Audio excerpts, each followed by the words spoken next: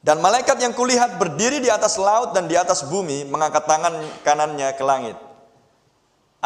Anda mungkin berpikir, pernahkah saudara melihat malaikat berdiri di atas bumi dan di atas laut seperti ini? Anda bisa membayangkan itu, malaikat jenis mana yang seperti itu?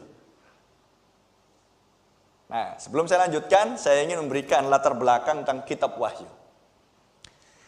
Kitab Wahyu, Anda harus pahami bahwa kitab Wahyu adalah kitab yang dituliskan dalam bentuk simbol-simbol. Amin. Dari mulai pasal pertama sampai pasal 22, Wahyu dituliskan dalam bentuk simbol. Sangat berbeda dengan kitab-kitab yang lain di keseluruhan kitab suci di Alkitab kita. Saya ambil contoh kitab Daniel. Kitab Daniel berisi penglihatan, berisi cerita, tetapi kitab Daniel sebagian juga berisi simbol-simbol. Amin. Maka jika itu simbol, maka tidak akan ada seorang pun yang bisa mengerti simbol jika hanya digambarkan seperti ini. P strip. Orang yang awam tidak akan mengerti simbol ini. Ketika Anda melihat di jalan, strip. Paham?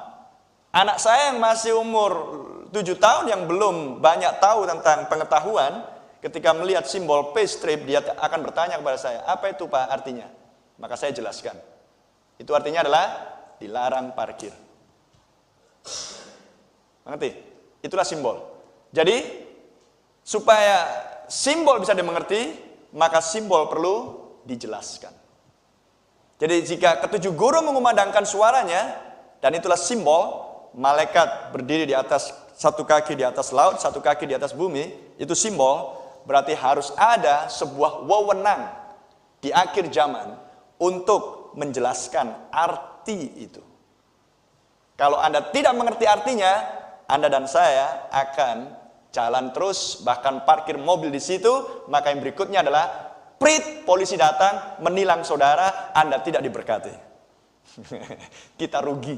Padahal kita mau jalan-jalan supaya kita dapat kesenangan, tapi Anda justru harus mengeluarkan uang karena kena tilang. Dan kita nggak ingin kena tilang oleh polisi surgawi. Amin.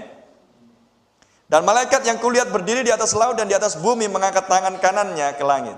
Dan ia bersumpah demi Dia yang hidup sampai selama-lamanya, yang telah menciptakan langit dan segala isinya, dan bumi dan segala isinya, dan laut dan segala isinya, katanya, tidak akan ada penundaan lagi. Tetapi